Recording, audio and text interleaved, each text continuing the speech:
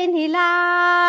12 महिन्याला येन 12 महिन्याला येन ग त्याच्या करदोड्याचा मान त्याच्या करदोड्याचा मान त्याच्या करदोड्याचा मानन काय उदसल तुझ मन ग काय उदसल तुझ मन ना आला दिवाळीचा सण आला दिवाळीचा सण आला दिवाळीचा सण न मला माहेराला जाण ग मला माहेराला जाण अग ते बहीण भावंड अग ते बहीण भावंड